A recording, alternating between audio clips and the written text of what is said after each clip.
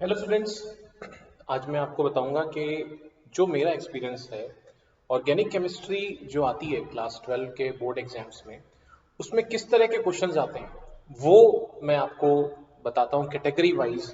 उस तरह की बातें जो मैं आपको बताऊंगा उससे आपको आपकी प्रिपरेशन में बहुत हेल्प मिलने वाली है। Hello, my self Sachin Goyal, your chemistry mentor. तो हम बात करते हैं पर्टिकुलरली ऑर्गेनिक केमिस्ट्री की। तो ऑर्गेनिक केमिस्ट्री के बोर्ड एग्जाम्स में सबसे ज्यादा जो क्वेश्चंस आते हैं वो आते हैं reasoning based questions.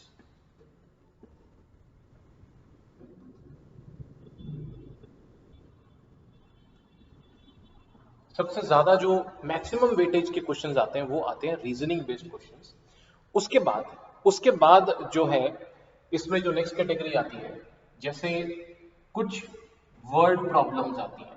Word problems में क्या रहेगा, जैसे आपको उसमें बताना होता है कि ए से बी बना, बी से सी बना, सी से डी बना। इस तरह की बातें आपको बतानी होती हैं।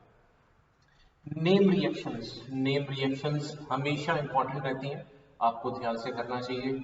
जैसे फिंकलस्टाइन हो गया, राइमर टाइमन हो गया, कॉल्बे रिएक्शन हो गया, ऐसी जो भी रिएक्शंस आती हैं, नेम रिएक्शंस हमेशा एक स्टेप ज्यादा जो है इंपॉर्टेंस रखती हैं, आपको अच्छे से करना चाहिए। ठीक है। उसके बाद हम और इसमें बात करें तो जैसे कन्वर्जेंस, जो सबसे ज्यादा फियर फैक्टर रहता है बच्चों में, वो रहता है कन्वर्जेंस का। तो मैं जल्दी ही आपको एक ऐसा वीडियो दूंगा जिसमें मैं आपको कन्वर्जेंस को कैसे टैकल करना होता है वो समझाऊंगा। ठीक है। उसके बाद और जो क्वेश्चन आते हैं इसमें मैकेनिज्म बेस्ड। देखिए, मैकेनिज्म बेस्ड क्वेश्चन जो होते हैं वो आमतौर पे जो है वो जो एप्लीकेशंस होती हैं मैकेनिज्म्स की उस पर बेस्ड होते हैं। तो इस पर भी जरूर जो है क्वेश्चंस आते हैं। आईयूपीएससी नोमेनक्लेचर बेस्ड क्वेश्चंस जरूर आएंगे इसके अंदर।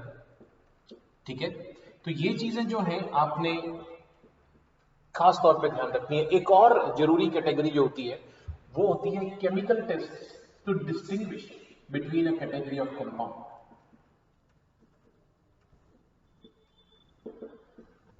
ये भी एक ऐसी कैटेगरी है जिसमें से आपके पास एक या दो क्वेश्चन हर हाल में आते ही आते हैं। तो ये केमिकल टेस्ट टू डिस्टिंग्विश में अक्सर स्टूडेंट्स क्या गलती करते हैं, एक ऐसा ऐसा पार्ट लिखते हैं जैसे मान लीजिए आपको कह दिया कि एक एल्डिहाइड और कीटोन में डिफरेंशिएट करना है, तो अब उसका स्ट्रक्चर बनाया। तो नहीं, आपको उसमें केमिकल रिएक्शन लिखना होता है जिसमें आपको बताना होता है कि कौन सी ऐसी केमिकल रिएक्शन से, फॉर इंस्टेंस एल्डिहाइड कीटोन के लिए आप tolerance test, silver mirror test आप यूज कर सकते हो। तो आपको पर्टिकुलर बताना होता है और वो रिएक्शन लिखकर दिखानी होती है।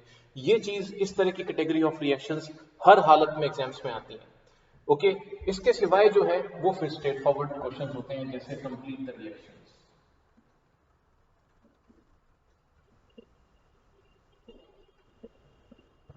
ठीक है। तो इस तरीके से जो है आपको ये जो कैटेगरी है इसमें सबसे ज्यादा जो क्वेश्चंस आते हैं, आप ये ध्यान रखिएगा हमेशा रीजनिंग बेस्ड क्वेश्चंस के आते रहे हैं। वर्ड प्रॉब्लम्स एक क्वेश्चन एटलीस्ट 2 to 3 मार्क्स का ऐसा आता रहता है। नेम रिएक्शंस 2 मार्क्स के आसपास की लगभग आती हैं। कन्वर्जेंस कन्वर्जेंस जो है 6 to 8 मार्क्स तक के आ सकते हैं। Mechanism based questions 2 to 4 marks के। आईयूपीएससी नोमेनक्लेचर आमतौर पे 2 मार्क्स के आसपास का आता है। Chemical test 2 to 4 marks. Complete the reactions ये भी आपके पास जो है 2 से लेकर 5 मार्क्स तक का नॉर्मली आता रहा है, ये मेरा एक्सपीरियंस रहा है। लेकिन सबसे ज्यादा जो वेटेज रहता है वो रीजनिंग बेस्ड क्वेश्चंस का रहता है। तो इसको आपने जो है बहुत ध्यान से करना होता है भी ऐसा क्यों होता है। सो इन दिस वे अगर आप इसको करोगे तो आप आसानी से समझ सकोगे कि ऑर्गेनिक केमिस्ट्री जो आपका 40% सिलेबस कवर करता है उसको आप बड़ी ही आसानी से बोर्ड एग्जाम्स के लिए टैकल कर सकोगे। 28 मार्क्स की ऑर्गेनिक केमिस्ट्री आनी होती है। I will be soon sending more videos, और वीडियोस मैं आपको दूंगा जिसमें मैं एक एक करके कैटेगरी वाइज आपको ऑर्गेनिक केमिस्ट्री टैकल करना सिखाऊंगा। So bye for now, thank you so much.